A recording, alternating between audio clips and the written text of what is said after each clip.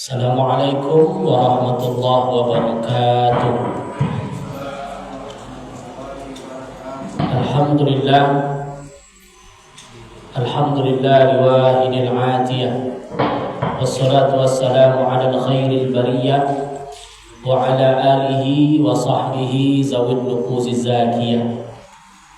Ashhadu an la ilaha illallah wahdahu la syarika lah wa ashhadu anna Muhammadan abduhu wa rasuluhu la nabiyya ba'dah. Subhanaka la ilma lana illa ma 'allamtana innaka antal alimul hakim. Rabbi ishrah li sadri wa yassir li amri wahlul 'uqdatam min lisani yafqahu qawli. Faqala Allah Ta'ala fil Qur'anil Karim, bismillahirrahmanirrahim. Qul a'udzu birabbin nas malikin nas ilahin nas min syarril waswasil khannas allazi yuwaswisu fi sudurin nas minal jinnati wan nas. Shadaqallahul azim. Bapak Ibu yang berbahagia, saya muliakan para alim ulama, para orang tua kami. Pada kajian kita kali ini kita lanjutkan kajian fikih kita yang masih sampai kemarin tentang bab wudu. Tentang bab wudu. Masih ingat Bu ya? Itulah kalau udah lama ada buka kitab kan udah lupa. Baik, kita review sedikit. Kita kemarin mengkaji tentang syarat-syarat sebelum sholat. Kita belum masuk rukun sholat. Syarat sebelum sholat. Ibu mau sholat ini, ada syaratnya dulu. Berapa syaratnya kemarin Bu? Ada kekonak. Berapa syaratnya? Petang? Limo. Jangan ingat, syarat sholat ada 5. Syarat yang pertama, suci dari hadas. Itu aja yang diingat dulu, yang 4-nya nanti lah. Yang penting syarat yang pertama, suci dari hadas. Gimana cara suci dari hadas itu Ustaz? Tentu hadas terbagi 2. Hadas kecil, hadas besar. Hadas kecil gimana caranya Bu? Bapak cara Pak supaya hadas kecil itu hilang? Ambil wudu. Wudu ini udah tuntas nih kita bahas.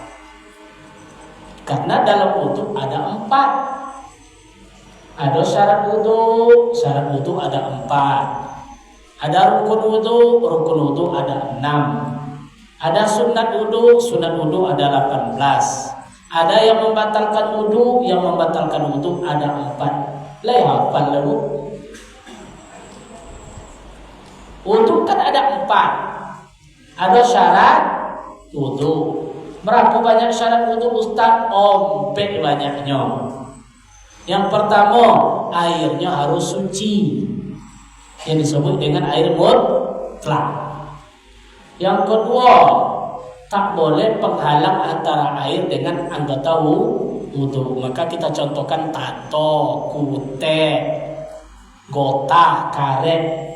Pokoknya air itu harus sampai kepada anggota wudu. Syarat yang ketiga, tidak boleh anggota wudu itu bisa merubah air. Contohnya lipstik, gincu lah jatuh, merah. Langsung ibu tuh berwudu, air itu berubah menjadi merah. Maka sebelum wudu bersihkan dulu lipstik itu, bersihkan minyaknya. Apalagi bedak ibu tuh sampai 3 lapi. Nggak boleh langsung wudu, bersihkan dulu. Jangan nanti copek-copek habis pesta, bedak 3 lapis, lipstik 3 lapis, langsung wudu. Nah, sah wudunya harus bersihkan dulu. Tak boleh air tadi merubah warna air dalam berwudu. Jadi 3 saja yang diingat. Airnya harus suci. Yang kedua, tidak boleh ada penghalang antara air dengan anggota wudu. Yang ketiga, tak boleh anggota wudu merubah air. Yang keempat itu tidak usah dikonak, tidak usah diingat, karena ini syaratnya masuk waktu bagi orang yang berhadas terus menerus, seperti netes terus buang airnya, maka itu syarat wudhunya apa? Harus berwudhu ketika ingin sholat. Nah, itu syarat wudhu. Rukun wudhu 6. Niat.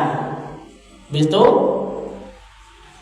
cuci muka. Habis itu basuh tangan. Habis itu usap kepala. Yang kelima basuh kaki. Yang keenam tertib. Dah hafal wudhu. Sunat wudhu banyak. Bismillah, baca a'udzubillah, basuh 3 kali, dahulukan yang kanan dari yang kiri, untuk menghadap kiblat, membaca doa walal kasyaf, tidak menelap air wudhu. Itu sunnah. Jadi air wudhu itu tidak boleh dibersihkan, biarkan saja dia. Pernahkah ibu laku kalau biasanya nak ambil wudhu, habis wudhu itu ambil handuk langsung kan, lap. Padahal dalam syariat bagusnya tidak usah dilap, biarkan saja air tadi. Nah, tidak usah dilap. Sunat-sunat wudhu.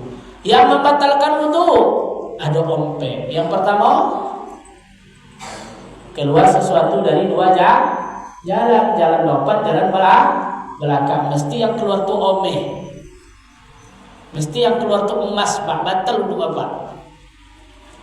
Ustaz, tertelan cincin, keluarnya cincin, untuk batal. Meskipun yang keluar tuh angin, tetap batal. Pokoknya sesuatu yang keluar bisa membatalkan wudhu. Yang kedua, apa yang kedua? Hilang akibat naum, lolok, itu batal wudhu. Akibat tidur. Yang penting asal hilang akal, maka wudhu batal. Yang ketiga, bersentuh kulit laki-laki dengan perempuan. Syaratnya 2. Yang pertama, bukan mahram. Apa yang mahram? Mahram itu hanya 3, Bu. Yang pertama nasab, ayah, atuk sampai ke atas. Itu namanya nasab, mahram, nasab. Yang kedua, kiri kanan, saudara ayah, saudara ibu, anak saudara ayah, anak saudara ibu. Itu namanya nasab. Itu mahram awak, tu tidak batal wudhu. Jadi ibu punya abang, abangnya punya anak, tidak batal wudhunya jawab. Bibi ya, keponakan. Tapi yang ada tali darah. Terus itu disebut nasab. Yang kedua ada namanya rita, sesusuan. Ibu satu nyusu saudara, satu susuan, itu juga gak batal wudhu. Itu disebut mahram. Mahram itu bahasa kita gak boleh nikah. Haram hukumnya nikah. Terus musahira, anak menantu. Jadi ibu gak batal wudhu dengan menantu. Itu banyak yang gak paham tuh Pak. Ibu punya anak gadis, nikah dia dengan laki-laki. Berarti menantu laki-laki itu kalau seandainya bersentuh dengan ibu, wudhu tidak batal. Baik untuk ibu maupun untuk menantu tidak batal. Karena dia mahram namanya. Maka kalau nikah tuh mertua tuh tidak masalah. Seorang menantu perempuan menjaga, merawat mertua laki-laki. Ada tak seperti itu, Bu? Ada tak yang seperti itu? Suami ibu punya ayah, ayahnya udah tua. Mohon maaf, dicebok segala macam, tidak ada lagi batasnya. Boleh tak menantu tadi istilahnya merawat mertua laki-lakinya tadi? Boleh atau tak? Karena mahram tidak ada aurat lagi. Paham ibu itu? Nah, seperti itulah, seperti orang tua sendiri. Itu namanya mahram secara musahirah. Makanya pertanyaan kita kemarin, suami istri batal nggak wudhunya? Ayo, ibu sama suami batal tuh enggak? Batal. Kenapa? Bukan mahram. Kok bukan mahram, Ustaz? Karena bukan mahram itulah nikah. Kalau sempat mahram, haram hukumnya di nikah. Nah itulah menurut mazhab Syafi'i tadi. Dalam mazhab Syafi'i, dia banyak perbedaan pendapat di situ. Banyak perbedaan pendapat. Ada yang mengatakan batal, ada yang tidak mengatakan batal. Berarti masalah wudu dikembalikan ingatan ibu lagi. Lah itu orang sesuatu bu, paham ya? Ya tidak perlu dihafal bu, yang penting paham ibu. Sudah paham kita masalah wudu. Berarti selesai masalah hal-hal yang berkaitan dengan hadas kecil. Jadi hadas kecil selesai dia dengan berwudu. Selanjutnya yang membatalkan wudu yang terakhir menyentuh kemaluan baik sendiri ataupun orang lain dengan kafin, telapak tangan. Batal tuh. Saya tanya ibu, yang telapak tangan itu yang mana? Yang mana yang telapak tangan? Kan pemahaman ibu telapak tangan ini kan? Kalau dalam kitab telapak tangan itu zahriha wa batniha, ini namanya telapak tangan nih. Batas pergelangan itulah aurat. Aurat perempuan apa? Selain muka dan yang mana telapak tangan tubuh? Aiko. Maka aurat ibu kalau pakai baju model kok itu adalah berarti kok bukan aurat. Ini bukan aurat. Iko bukan aurat. Kalau pemahaman ibu nanti telapak tangan, gimana? Berarti yang aurat hanya yang bukan aurat, yang telapak ini gimana caranya nutupnya? Jangan salah paham. Maka kadang salah paham, ada yang pakai, ada tuh bu ya, kaos khususnya nutup. Nutup ini saja. Padahal di fikih disebutkan zahriha wa batniha, yang disebut dengan yadul kaf baik depan ataupun belakang. Nah itu termasuk. Oh Ustaz, berarti memegang kemaluan itu kan muka belakang. Cebok lah naknya ibu tadi. Karena mau takut batal untuk dijadikannya ini. Batal tak? Batal karena ini termasuk telapak tangan. Tapi kalau kaki ibu jadikan, ada cucu cebok gini kaki atau itu tidak batal untuk. Untuknya tidak batal. Nah, ini paham ya. Yang penting pemahamannya. Paham bu? Kalau kaji fikih ini tak paham, payah kita nanti melanjutkannya. Bapak-bapak paham? Tak paham pak ya? Khusus masalah wudu.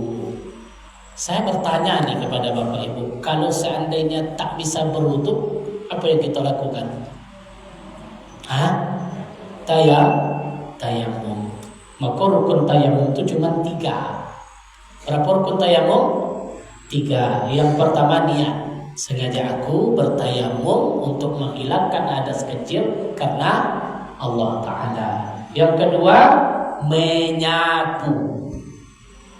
Bukan membasuh, menyapu muka dengan tanah yang suci. Jadi kalau saya tidak sepakat ada tanah di pesawat.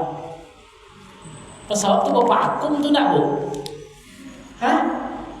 Kan dipakum. Yakin ibu ada debu di pesawat? Kawan tayamum lah. Kursi pesawat tuh sudah. Kan ada berpendapat seperti itu. Ya. Ini banyak tiba manasik umroh, manasik haji, ini menjadi masalah besar ya.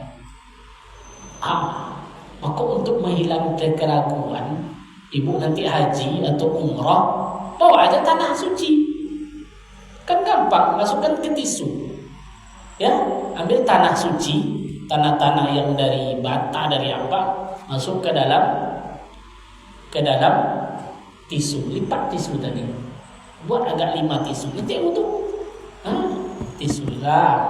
Kalau mau tayamum. Tapi memang di pesawat tuh nggak ada air, Pak. Ada air atau tidak? Syarat tayamum itu apa? Qillatul ma'. Ketika air tidak ada. Makanya kalau bawa air kemasan boleh nggak wudhu itu? Sah-sah saja wudhu.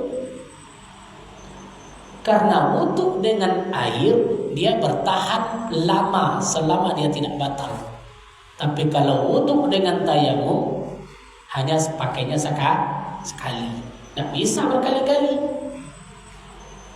Tayamum itu hanya bisa untuk sekali. Ibu tayamum untuk zuhur. Setelah zuhur selesai. Tidak bisa lagi pakai untuk nanti sholat asar segala macam. Kecuali itu yang sunat-sunat. Baca Quran, yang lain-lain boleh. Kemudian yang ketiga, rukun tayamum menyapu tangan. Jadi anggota cuma muka dan tangan. Nah, begini. Tidak boleh bersentuh begini dia. Arti satu tanah muka buang, satu tanah tangan. Kalau masuk tisu berarti tisunya 2. Dah selesai tayamum. Nah, begitu. Baik, selesai masalah tayamum. Berarti hadas kecil kita sudah selesai. Kalau sudah hadas kecil, hadas apa lagi, Bu? Hadas besar. Tapi sebelum hadas besar ada sebuah teks di sini yang penting. Yahrumu bil hadas. Haram hukumnya berhadas. Ibu berhadas, ada yang haram yang kita lakukan. Berarti kalau makna haram dalam fikih apa?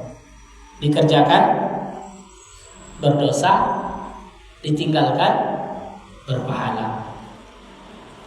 Haram bagi orang yang berhadas sholat. Ada orang gak wudhu tetap berhadas, bawaannya sholat. Haram hukum sholat tadi. Artinya apa? Mengolok-olok namanya itu. Berdosa dia sholat. Berarti ada berdosa yang sholat, Ustaz? Ada. Siapa yang sholatnya berdosa? Orang yang berhadas. Kemudian tawaf. Kemudian sujud. Apa, Bu? Sujud. Wisuda anaknya. Saking gembiranya dia sujud sujud syukur. Apa hukum sujud syukur, Pak? Sunnah. Tapi kalau dia tidak berwudu sujud syukur, maka sujud tadi haram. Paham tak?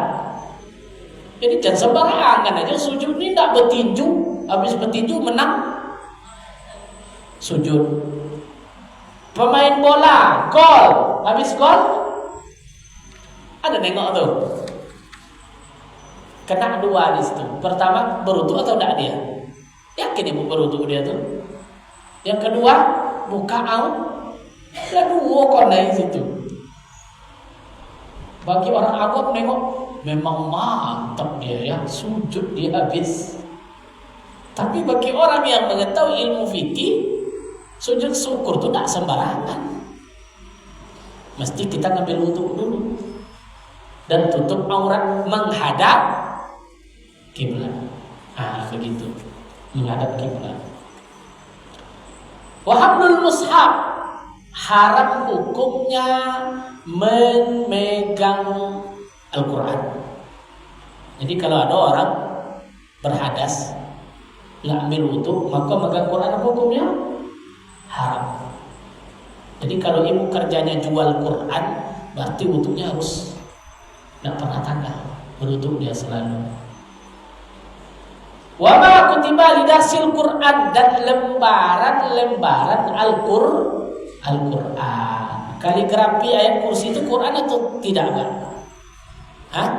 Kan ada doa boleh kaligrafi. Allahu la ilaha illa huwal hayyul qayyum. Itu Quran atau tidak? Maka tidak boleh membawanya kalau kita tidak berwudu. Paham, Pak Ibu? Mesti ngambil wudu dulu. La hamlahu ma'a mata, tidak haram membawa Al-Quran kalau dibawa dengan benda lain. Yang tidak boleh itu Quran murni. Kalau dia bercampur, maka itu tidak masalah. Apa contohnya? Tafsir atau Al-Quran terjemah. Atau biasanya ibu bawa wirid Yasin. Yasin itu kan banyak isinya, tahtim, tahlil, terjemahan. Itu tidak haram. Itu boleh ibu bawa. Yang tak boleh itu apa? Quran isinya murni Al-Quran, ada terjemah, itu haram hukumnya. Nah, itu. Wa masuraqahu, haram hukum menyentuh lembaran Quran.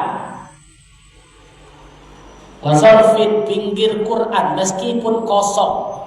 Kulit Quran tak boleh disentuh bagi orang yang berhadas. Ini tak boleh. Karena itu kitab suci. Wala yamna'u limudarris lis-sabiyyi, tidak haram hukumnya bagi orang yang belajar. Cindo anak di pondok kan, dia bawa Quran, dia masih proses belajar, menulis segala macam, itu tidak masalah. Wa wudi'a nahwi dirham bi maktub, haram hukumnya menyimpan piti dalam Quran. Paham bu? Haram hukumnya menyimpan duit dalam lembaran Quran. Ada orang yang contoh tuh, takut diambil orang, akhirnya duit itu dimasukkan dalam Quran. Itu haram, tak boleh, karena bukan untuk penyimpanan.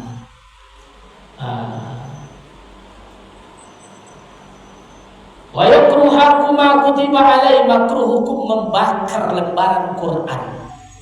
Tak boleh, ya.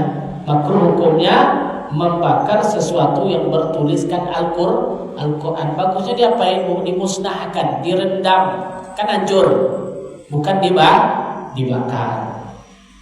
Itu yang berhadas tidak boleh. Sekarang haram bagi orang tadi yang berhadas kecil. Sekarang orang yang berhadas besar. Apa yang haram bagi orang yang berhadas besar? Al-makthu bil masjid, berdiam di dalam masjid. Ibu hadas besar, tidak boleh diam dalam masjid. Inilah agaknya saya tidak pernah Rasulullah mengajarkan untuk menikah di masjid. Ibu sering hadir orang nikah di masjid, Bu? Pernah menghadiri orang nikah di masjid? Pernah. Tapi itu bukan berarti nikah di masjid itu afdal, nggak ada sunnahnya.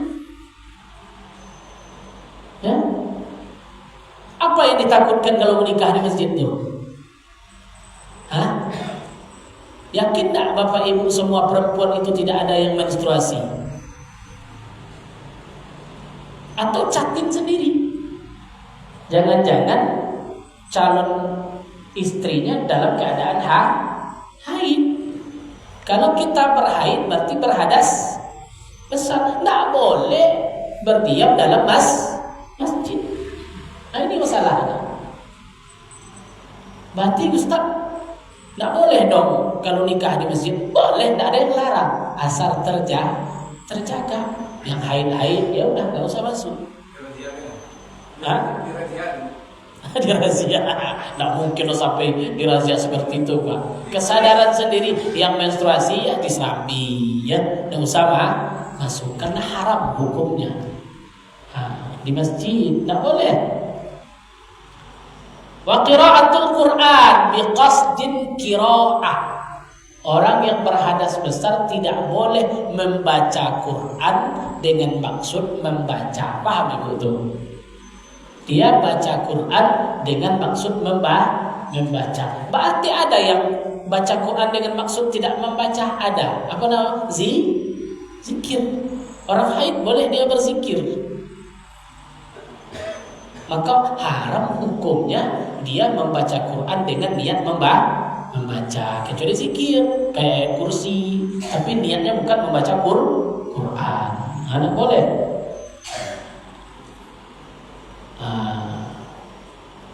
Itu contoh-contoh haid.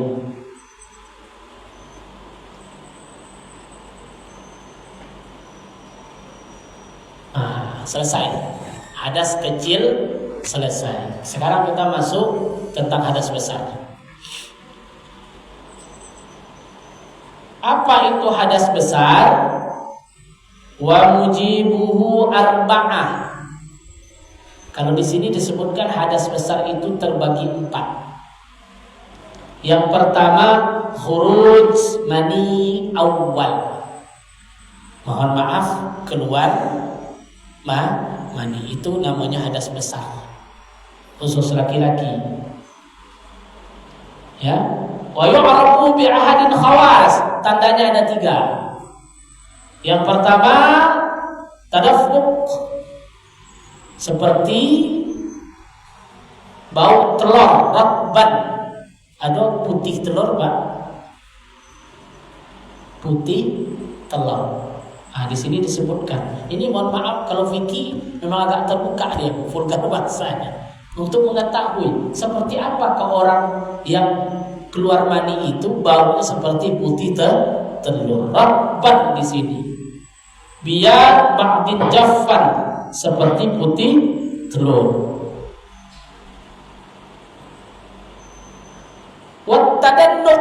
Tadannuk ini mohon maaf, tadannuk ini apa bahasa Indonesia ini maksud tadannuk ini?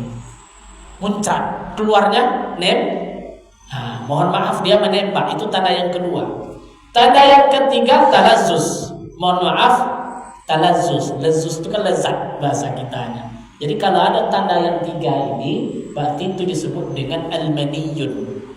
Atau bahasa ilmiahnya sperma. Ini orang yang sudah dinyatakan berhadas besar. Itu yang pertama.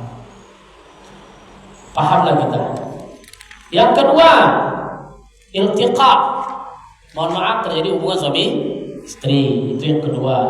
Yang ketiga, haid, menstruasi. Haid itu biasa laki-laki atau perempuan? Bu, saya tanya ibu, berapa paling lama haid? Haid paling lama berapa hari?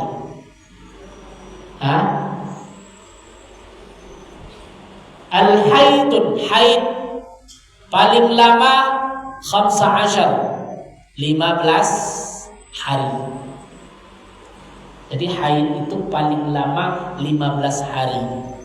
Kalau ibu lewat haidnya 15 hari, hari ke-16 masih keluar darah, wajib mandi, wajib sholat.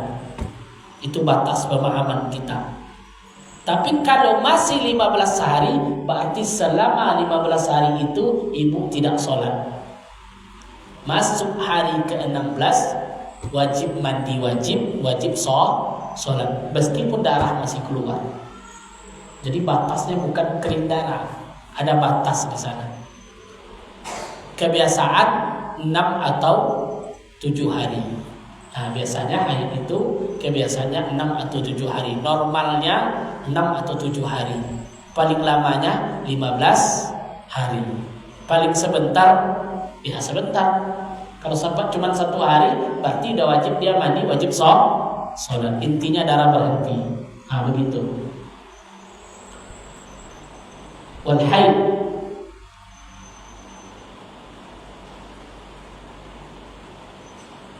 jarak antara haid dengan haid biasanya berapa lama? Jarak siklus antara haid pertama dengan haid kedua berapa lama biasanya? Sebulan. Maka disebut dengan datang bulan. Iya, sebulan, Bu. 1 bulan. Wa aqalluhu, sekurang-kurangnya masih disebut dengan kategori haid 15 hari.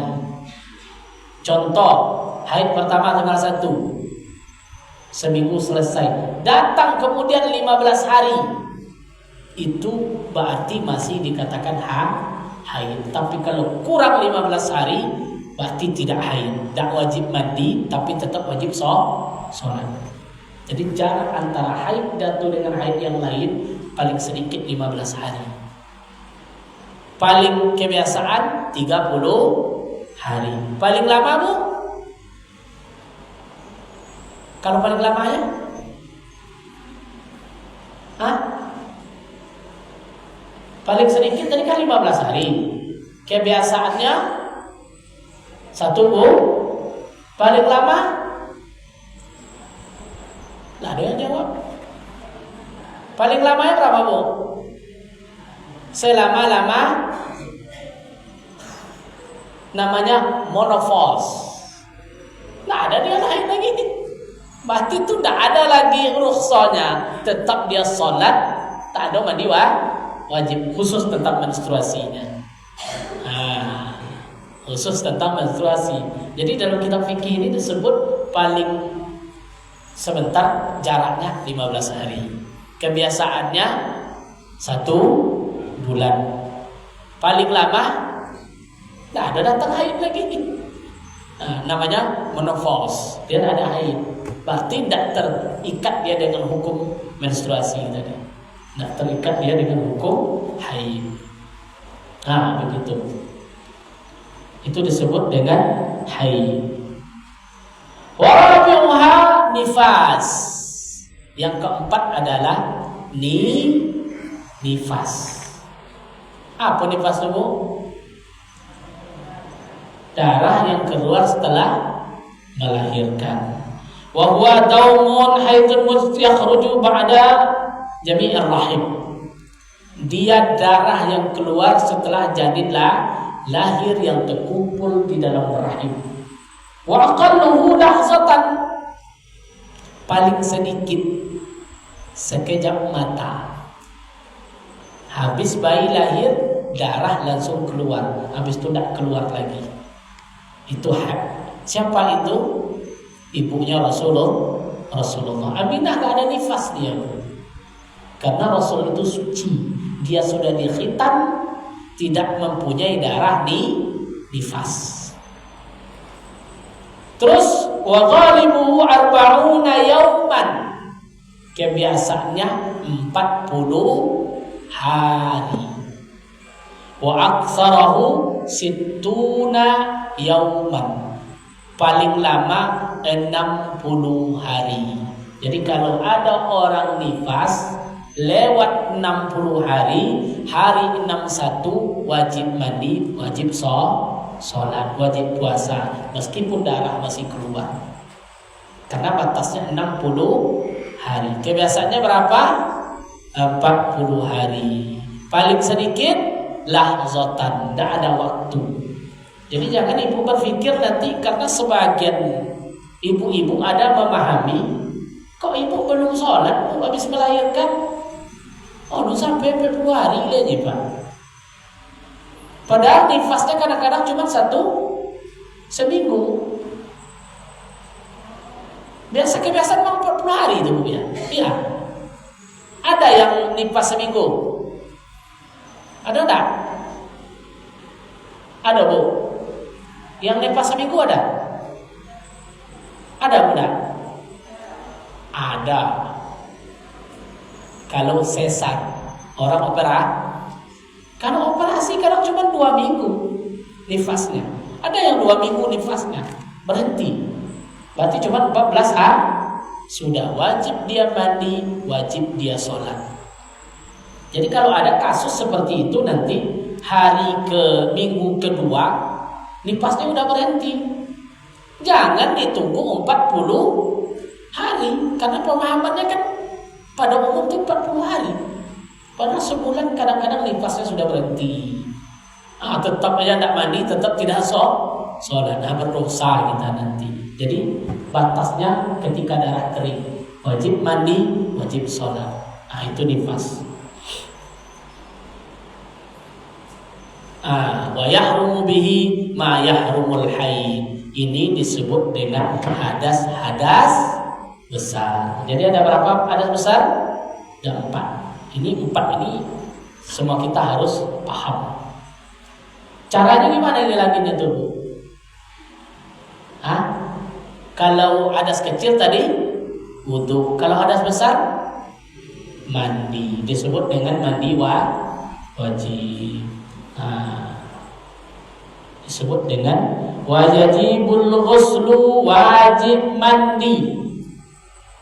Selain 4 hal tadi, ada lagi yang wajib mandi. Apa? Bimauti muslim, orang mati. Orang mati juga wajib mandi. Tapi siapa yang mandikan? Orang hidup. Itu wajib mandi juga. Wa furuduhu fardu mandi. Masuk rukun mandi. Berapa rukun mandi, Bu? Ingat apa? Rukun mandi ada berapa? Rukun ini wajib nih. Berapa rukun mandi? Kira-kira ada berapa, Bu, rukun mandi? Oh lah, lebih bingung Ibu nampaknya. Kan sering kita mandi wajib. Tentu saya tanya, berapa rukun mandi? Ya ada loh calon pengantin itu kalau ketika di nasihat pernikahan. Itu ini saya tanya nih, kamu tahu berapa rukun mandi? Mengano ya, rukun mandi itu katanya. Maka itulah kasus yang jawab itu, Bu. Pak Kua katanya, rukun mandi itu sabun, sampo. Kalau tidak pakai sabun sah tidak mandinya? Tidak pakai sampo sah. Maka pertanyaannya, berapa rukun mandi? Ada yang menyebut 3. Rukun mandi itu isnani, cuman 2. Payah itu. 2 cuma rukun mandi itu. Ibu lakukan yang 2 kok mandi sah. Apa rukun mandi yang pertama? Niat. Innamal a'malu bin niat. Kapan niatnya? Inda ghasl, ketika bersentuh dengan air, bukan sebelum, bukan sesudah. Pas beriringan basuhan pertama. Bismillahirrahmanirrahim. Air mengalir. Nawaitul ghusla li raf'il hadasil akbari lillahi ta'ala. Itu lapas dalam hati awak apa nyenyo? Ya Allah, sengaja aku mandi wajib menghilangkan hadas besar karena Allah Ta'ala. Bila di hati awak itu muncul ketika air mengalir, bukan sebelum, ketika basuhan pertama. Ketika basuhan pertama niat dijatuhkan, sama dengan niat sholat antara alif dengan ra. Allahu Akbar, di situ jatuh niat. Mandi wajib ketika air pertama ambil wudu ketika air sampai di muka. Itu yang dimaksud dengan niat di hati. Qasdus syai' muqtarinan bi fi'lihi, menyengaja sesuatu sesuai dengan perbuatan. Selama aku cakap apa ibu berniat? Ada yang berniat dulu, sengaja aku mandi wajib karena Allah Ta'ala, barunya terjun ke Sungai Siak itu. Salah niatnya tuh. Niat yang benar tuh pas ketika kaki sampai di Sungai Siak, jatuh niat di situ. Tenggelamlah kita dengan niat. Dia bu mandi terjun di Sungai Siak. Ini contohnya aja kan.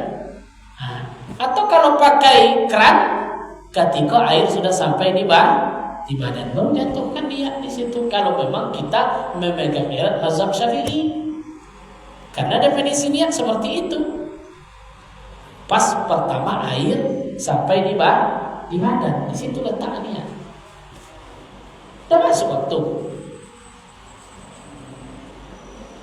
Masih lama lagi. Ada pertanyaan, Bu? Ada 5 menit. Kalau ada yang tanya langsung aja ditanya, nggak salah. Potong langsung ditanya. Jadi udah paham niatnya tadi, Bu? Niat itu di hati. Maka rukun yang pertama niat. Apa niatnya? Raf'ul janabah. Boleh niat sengaja aku mengangkat junub. Kalau orang haid boleh niat untuk menghilangkan haid. Atau raf'ul hadasil akbar, atau menghilangkan hadas besar. Awit taharah, atau untuk bersuci. Sengaja aku mandi wajib untuk bersuci, sah niat seperti itu. Ada'il ghusli, atau untuk menunaikan mandi wajib, boleh. Tapi kalau yang umum itu kan nawaitul ghusla li raf'il hadasil akbari lillahi ta'ala. Itu lafaz niat. Dalam hati awak apa nyenyo? Nawaitul ghusla, sengaja aku mandi wajib. Liraf'il hadasil, untuk menghilangkan hadas besar, lillahi ta'ala, karena Allah ta'ala. Selesai. Masuk air tadi. Wa tajibu an takuna niyyah makrunatan bi amlihil ghasal. Ini dia kitab ini menyebutkan. Wajib niat itu dibarengkan. Bareng-bareng itu bareng bu, bareng itu kan bahasa kerennya, disertakan. Kapan? Basuhan badan yang pertama. Berarti beriringan basuhan badan yang pertama. Badan mana yang ibu basuh pertama kali? Biasanya mandi wajib yang pertama kali dibasuh apa? Kaki. Boleh, pasti kaki tadi. Sengaja aku mandi wajib untuk menghilangkan hadas besar karena Allah Ta'ala. Atau dimulai di kepala, sengaja aku mandi wajib menghilangkan hadas besar karena Allah Ta'ala. Beriringan di sini. Tajib ma'al ghasl, niat itu beriringan dengan basuhan pertama. Minal maghsul minal badan, basuhan pertama dari badan. Terserah apa yang basuh pertama kali. Walau nawa raf'al janabah wa khasala abdul badan summa tama fastaiqaza. Andai niat menyingkirkan kejunuban dan membasuh sebagian badan lalu tidur, maka sebelah kalinya bermaksud meneruskan, maka boleh wa arada al-baqi. Jadi kalau di mandi wajib dia enggak mesti sekaligus. Gantung kali dia dibasuhnya dulu kan, nanti sambung lagi. Boleh saja seperti itu, cara yang dilakukan seperti itu. Dia bukan mualah di sini dia. Enggak ada ketertibannya, tidak seperti wudu. Kalau wudu apa? Basuh muka, tangan. Kalau mandi wajib enggak, terserah mau apa yang dibasuh terlebih dahulu. Boleh seperti itu. Boleh seperti itu. Itu rukun yang pertama. Rukunnya ada berapa tadi? 2. Yang kedua, ta'mimul badani al-azfar asy-sya'ri zahiran wa batinan. Wajib menyampaikan air ke seluruh tubuh. Zahiran yang sodonya wajib basah. Tak boleh satu pun yang tidak basah. Jadi hati-hati kita di sini. Kalau sempat tidak basah sedikit, maka mandi wajib tidak sah. Tidak sah mandi wajib, tidak sah wudu. Tidak sah wudu, tidak sah sholat. Dimulai dari mandi wajib tadi. Jadi harus hati-hati. Di sini ada kode bunyi biasanya tuh.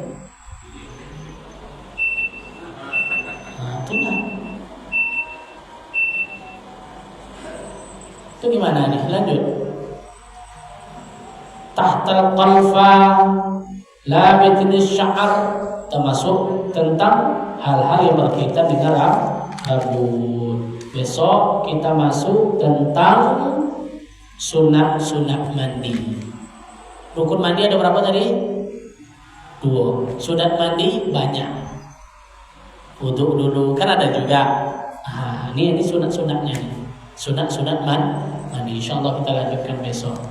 Pertemuan selanjutnya besok. Insyaallah di pertemuan selanjutnya kita bahas tentang sunat mandi.